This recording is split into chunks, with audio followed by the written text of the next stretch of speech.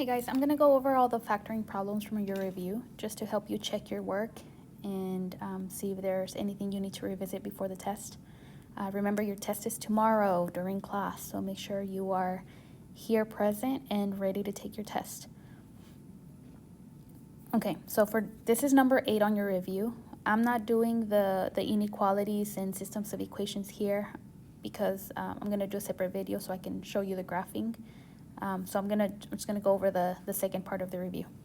So starting with number 8, I'm looking for the factored form of negative 15x cubed plus 10x.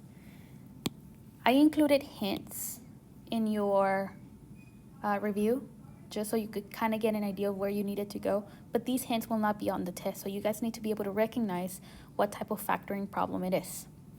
And the way you recognize it here is because both of the terms share x, and also if you think about 15 and 10, both of those can be divided by 5.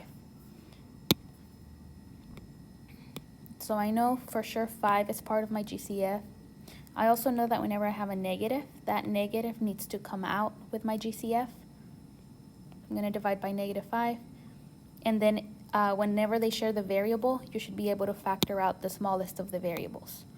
So you're going to factor out the x.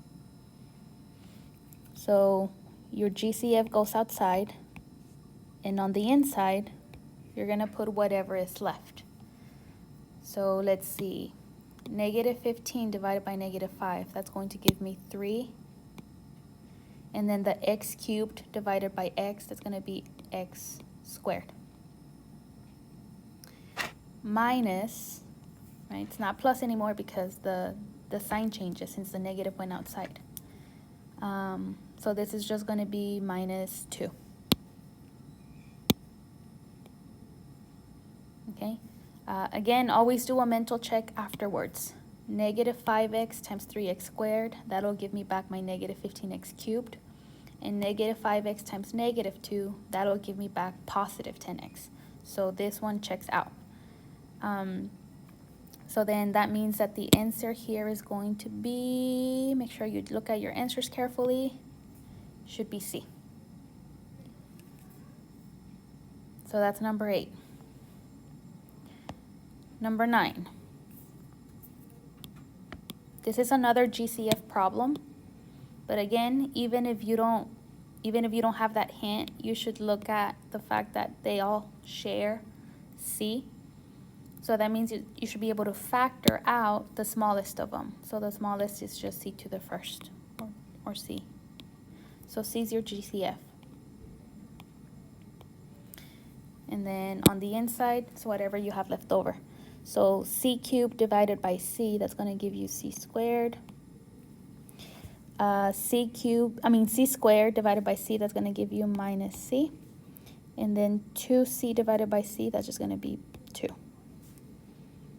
Okay, again, do your mental check, multiply everything back in, and you'll get back your original expression. All right, now I should be done because the answer choices don't look like they factor anymore, but you should always check to see if you can factor further. So are there any factors of 2 that also multiply to negative 1? And factors of 2 that also add, sorry, did I say that right?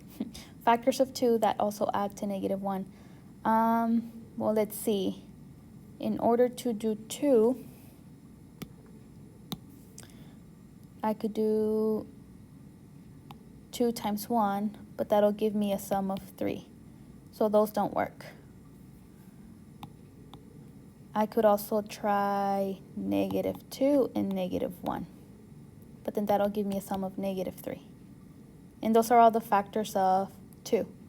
So none of the factors that I try work, so that means that trinomial can't be factored further. So that means that I'm done, right? But you should always check to see if you can factor further, and in this case you can't. So this is your final answer. Which means, let's see, make sure you pay attention to your signs because you're going to see that a lot of the answer choices look the same. So you gotta make sure that you pick the one that matches exactly. And in this case, it looks like that is D. D as in dog. All right, next one. All right, look at the hint. This is a trinomial when A is 1. But again, those hints will not be on the test, so you need to be able to recognize it. Okay, so for this one, A is 1, B is 2, and C is negative 35.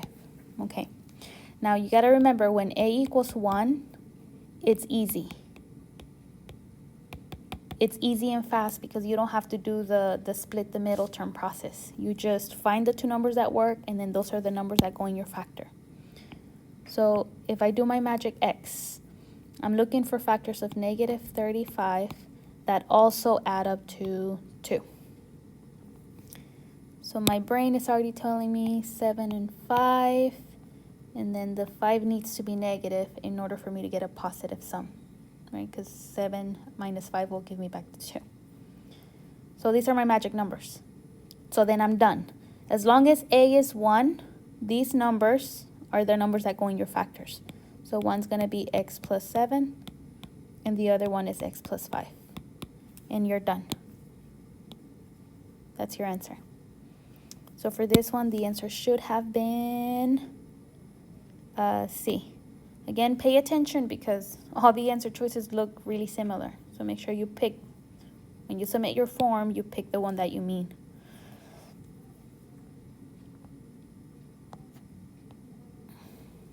Okay, so this next one, it's another trinomial when A is 1. So A is 1, B is negative 10, C equals 24. Okay, so A is 1. That's good. This one's going to be an easy one again. It'll be quick. Do the magic X. I'm looking for factors of 24 that add up to negative 10. Okay, so I'm thinking 6 and 4. Let me change colors. I'm thinking 6 and 4. Now, if I keep them positive, that's going to give me a positive 10. So in order for them to give me a negative 10, they're both going to have to be negative. Because negative 6 times negative 4 still gives me back positive 24. So then I'm through. X minus 6, x minus 4. It's not A. That's the wrong sign. This one's completely gone. These have the wrong signs. All right, so here we go. By the way, even if you had switched it and it was x minus 4, x minus 6, as we've learned, that's the same thing. So it's D.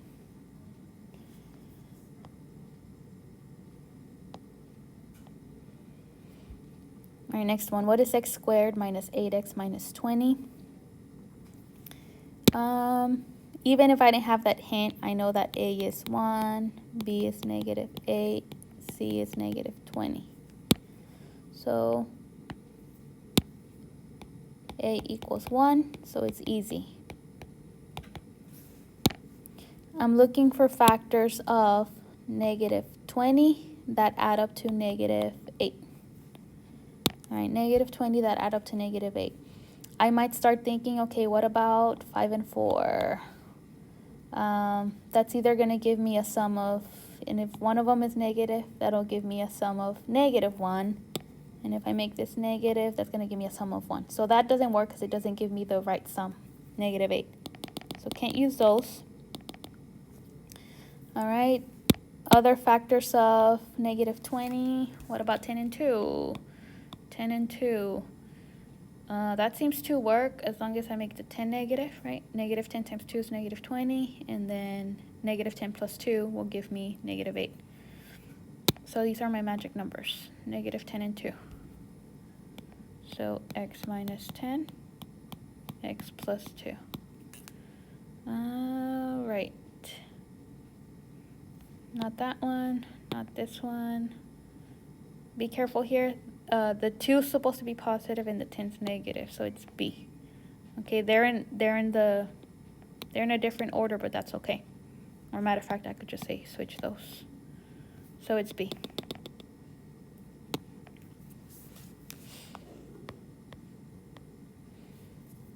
All right.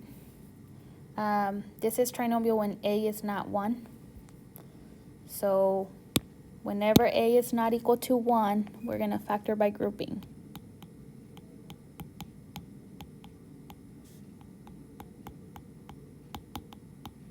Remember, factor by grouping, that's when you split the middle term. A lot of times we call it the A times C method because you get a different number one. Now, so let's see. A is 5. B is 19. C is 12. Remember, the first thing you always look for is a GCF. 5, 19, and 12 have no GCF. So unfortunately, we cannot simplify this further. So we're stuck with that trinomial. That's okay. We've learned how to factor more difficult trinomials. A times C goes at the top. That's 5 times 12, which is 60. And then over here we put B, which is 19. So we're looking for two numbers that multiply to 60 that also add up to 19. Now, I already know that the numbers that work are going to be 15 times 4. And that's just because I know that 15 times 4 is 60. But if you don't see that or right away, you might have to start listing out all of your factors of 60. So 1 and 60, 2 and 30, 3 and 20, 4 and 15, 5 and 12, 6 and 10, 7, 8, 9, and then 10 and 6. So once it starts repeating, you're done. But once you see it written down, you're going to see right away that 4 and 15 work. So remember, once you find your magic numbers, those don't go in your factors anymore because A is bigger than 1. So whenever A is bigger than 1, you're going to split. You're going to split the middle term. Okay, so let me bring my expression over. I had 5x squared plus 19x plus 12. So this 19x is going to be split into 15x plus 4. And then just bring everything else down. 5x squared plus 15x plus 12. Okay, and then here, remember, you split into two groups of 2. Right? You group it into two groups of 2. And then you look for GCFs in each one. So for instance, 5x squared plus 15x. So these right here. It's pretty obvious that they can be divided by 5, but also they both share x. So my GCF is 5x. And then that's going to become x plus 3. Right? Again, you can always multiply it back in to check. All right, from this one. Oops. I have positive 4. Oh, by the way, I forgot my x here. Positive 4x and 12. I can divide both of those by 4. And only 4 because the 12 doesn't have x.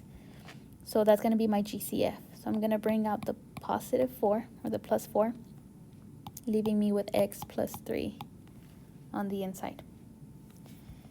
All right. All right, here's our indication that we did this right. X plus 3, that comes out as your first factor. And then your other factors come from the stuff you factored out to begin with. So it's going to be your 5x and the plus 4. And that is your factored form, okay? So let's see. Well, I'll let you figure out which answer works.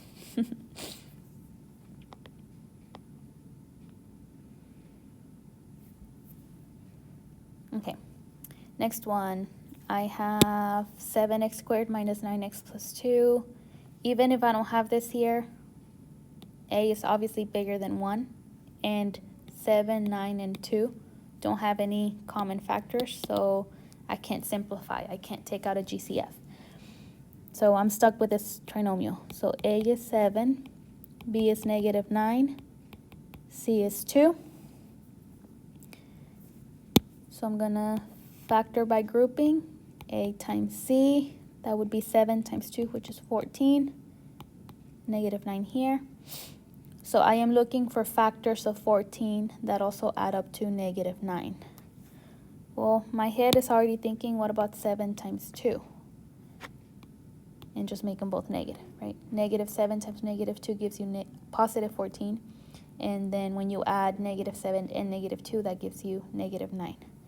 So remember, this is a is bigger than 1, so we use the magic numbers to split the middle term.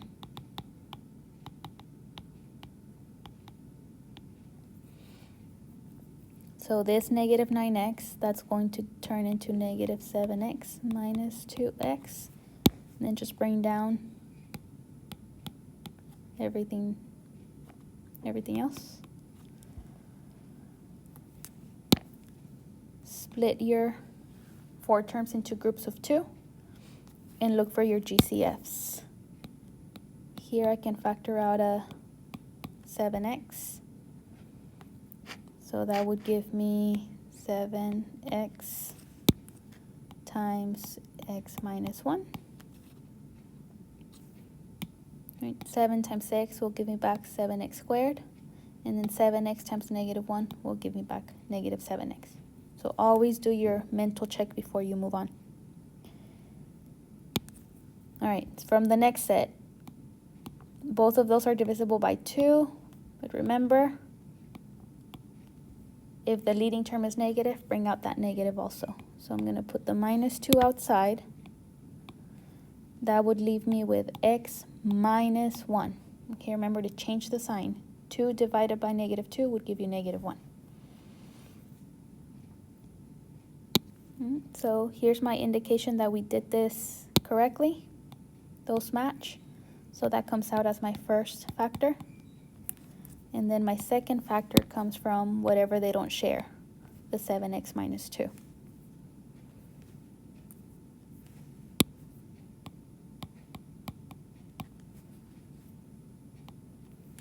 So that's my answer there. I'll let you figure out what the answer is.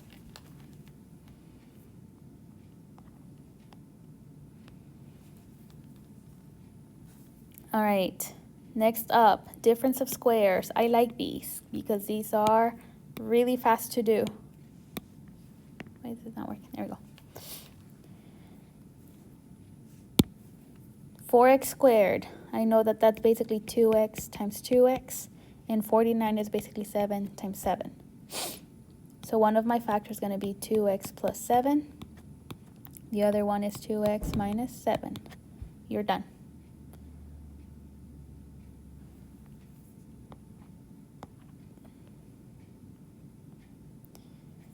All right, next one, I'm looking for the complete factorization. All right, guys, anytime you see complete factorization, that usually means that there's multiple factoring steps you're gonna have to do. A lot of the times it involves a GCF, and then it might be a trinomial that you can still factor, or a difference of squares that you can factor. So you essentially wanna make sure you factor until nothing can factor anymore. So let's see. I'm looking at 3x squared plus 12. It's definitely not a difference of squares right now because it's not subtracting, and 3 and 12 is not a perfect square. So right now, difference of squares is not really something that I can do. However, I do notice that 3 and 12 can both be divided by 3. Okay? There's no x here, so I can't factor out an x. So the only thing I can bring out is a 3. But of course, don't forget to bring out the negative also. So I have a GCF of negative 3, which leaves me with x squared minus 4.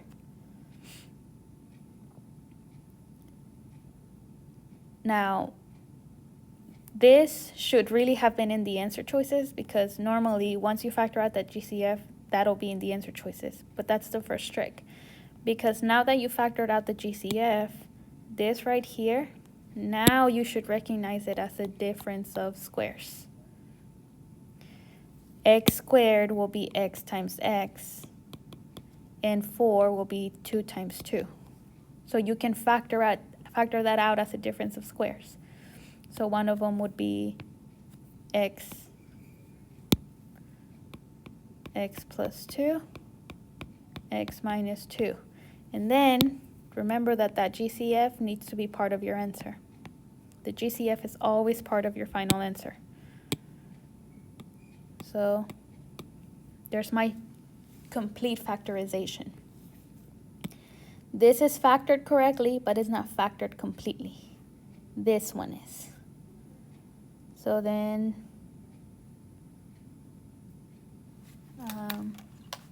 final answer should be A.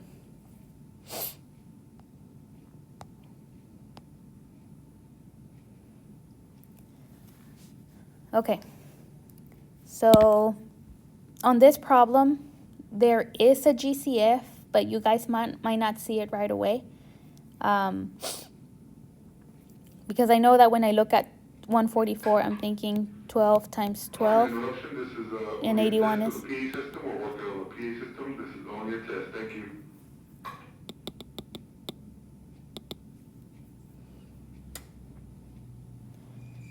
Okay, so let me show you how to factor it with like our first gut feeling when we recognize those perfect squares. So this would factor into 12x plus 9, 12x minus 9. And you're gonna see that that is here. But this is a trick answer. So because it's not factored completely. It's correct. It's the correct factorization of this binomial, but it's not factored completely. Because if you look at this, 12 and 9 can be divided by 3. Same thing here. So that means that there was a GCF we could have factored from the beginning. So if from here we factor out the 3, that would leave us with 3 times 4x plus 3. And then same thing here. Divide that by 3, divide that by 3. So that would leave us with times 3 times 4x minus 3. And then this 3 times 3 will just give me 9. We can just put that out front. So that would leave you with 9 times 4x plus 3, 4x minus 3. And this is the complete factorization. Okay, so C is there as a trick answer because it's not factored completely. The one that's factored completely is D. Okay, now, how can you avoid doing all that work? Well, the only way to avoid doing all that work is to recognize that from the beginning, you could have taken out a GCF of 9, because both of these are divisible by 9. Honestly, I wouldn't know off the top of my head that 144 divided by 9 would give you 36, but it does. So either way, not 36, sorry, 16. So 144 divided by 9. If you don't believe me, check in your calculator and just divide 144 divided by 9. And you're going to see that it's 16. So if I take out that GCF from the beginning, it would leave me with 16x squared minus 81 divided by 9 is 9. And once you factor out that GCF, the remaining expression is still a difference of squares, but it's more simplified. So this would be 4 times 4, and this would be 3 times 3, right? And of course, x squared is x times x. So then, to factor completely, you still have to factor that difference of squares. So that would be 9, and then 4x plus 3, 4x minus 3.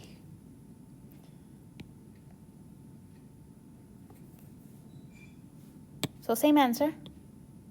It's just that it took us a little bit less work if we just factor the GCF up front. So I talked about this a lot in class last time. Always factor out GCF first. If you don't see it at the beginning, it's fine. Just make sure that in your final answer, you double check to see if there's any GCFs. And if there are, then that tells you should have factored the GCF from the beginning. Oh, that's the last one. So there you go. Those are all the factoring problems from your review. So hopefully this helps you. If you have any lingering questions, you can ask me right before the test tomorrow, but just know we're not going to have a lot of time. So hopefully you've taken the time already to study. I will create a different video for the inequality problems and for the systems of equations. All right, guys. Thank you for watching. Happy studying.